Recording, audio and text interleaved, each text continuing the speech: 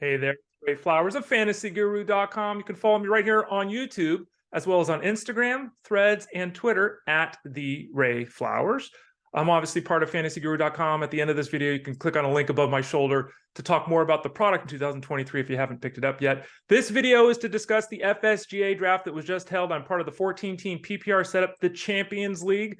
Part of that was covered over at SiriusXM Fantasy Sports Radio. Got an article here at FantasyGuru.com and this video on YouTube kind of talking about the whole thing. A very basic setup just to run you through it. I had the 9th pick out of the 14 teams, standard snake draft, the whole thing.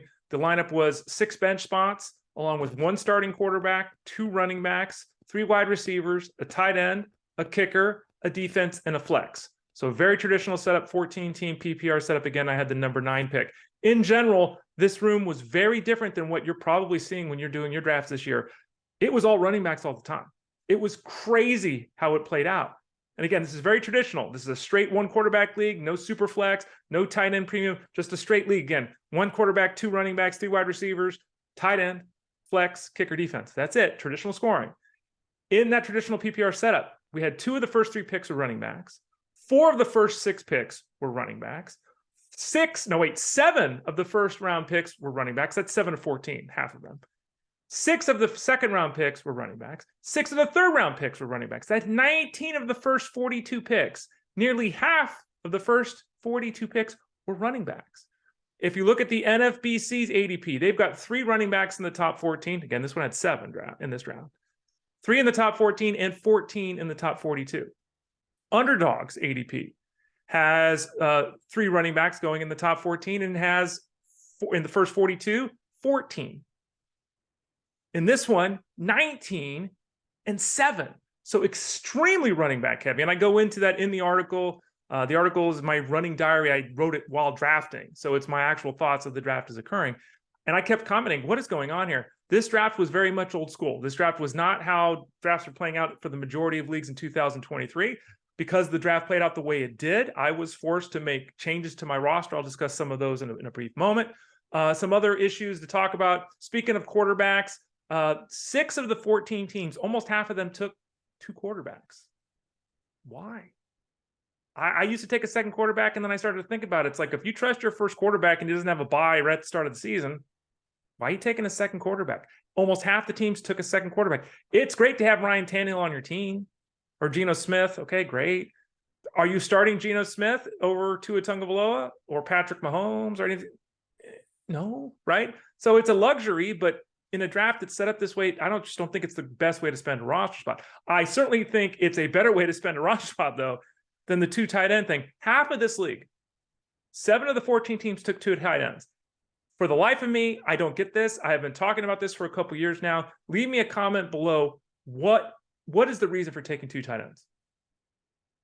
What are you gaining? What's the advantage of having 2 guys on your team that are going to score 10 points each week? They're going to score 6 to 11 points every single week. What's the advantage? How do you make the determination of when to start? I'm looking at, let's pull up a team here. How do you know whether to start Tyler Higbee or Chinkonkwo? You're going to make the right decision? David Njoku or Mr. Laporta, the rookie? You're going to make the right decision? Dalton Schultz or Mike Gesicki? Like, how do you even decide which of the 2 guys to start? So if you go the 2 tight end route, you're going to end up in a scenario most likely where you've got Travis Kelce in a backup. You're never playing the backup. You've got 2 tight ends that are very similar that are going to cause uncertainty week to week, and you're going to make the wrong decision setting the week. And in the best case scenario, what's I going to do? Score 13 points a week? That's a best case scenario. Why not take a backup running back that if an injury happens is now scoring 20 points a week? And it's a guy you're starting with confidence.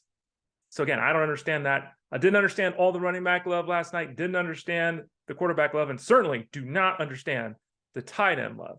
2 of them. It's crazy. How did my team turn out? Well, because of the way the draft went, and I write about this in the diary that you've either just read or again can read by clicking on the link below, it ended up coming together differently than I anticipated. In the end, if I looked at like the first 6 rounds, pretty much where I wanted to be. I don't think it was too far off.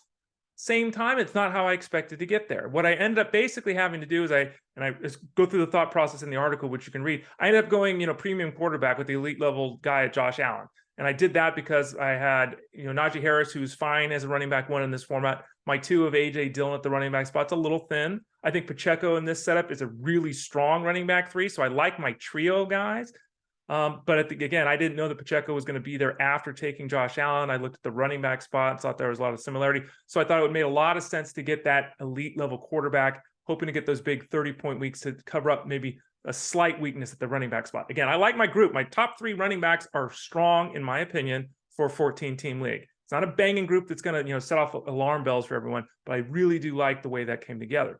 However, because of the way the draft also came together, I had Pacheco, and I ended up taking Kadarius Toney. Kadarius Toney is sitting there in the 7th round. I wrote about it. It's probably the pick in my draft. It's the hit or miss pick of the whole thing.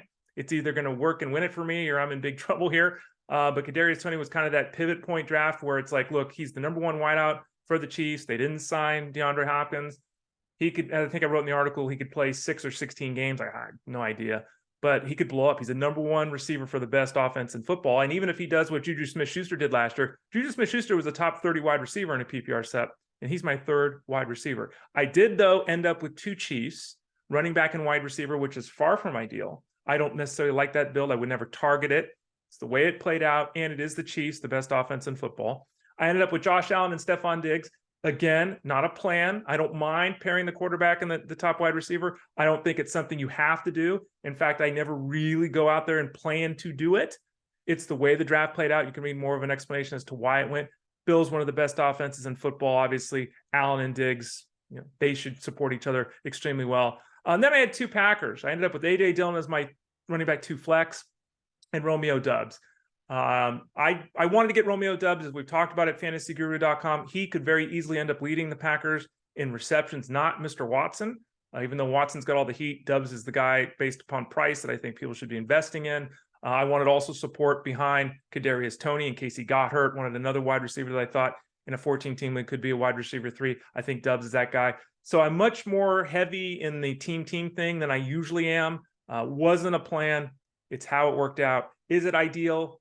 Am I happy with the way it worked out? Yeah, I'm still pretty happy with the way it worked out. So you can read more about the team in the article. Again, click on the link below if you're looking at this on YouTube. If you're at the site, sorry for the doubling up because you've seen it. There's also the full draft board and all of that in the article at the website if you want to see how the entire draft played out, as well as my diary that I wrote during the draft, giving my thoughts as how I was putting the team together. And don't forget to click on this little video above my shoulder here. If you haven't subscribed yet to the Fantasy Guru football product this year, this video and the article are free about this draft. But if you want to get in on the advice, you want to get on the rankings to help you put together the best teams in 2023, click on that little video above me and it'll tell you how to do that at fantasyguru.com. And don't forget to use the promo code radio20 to get a little bit of a discount.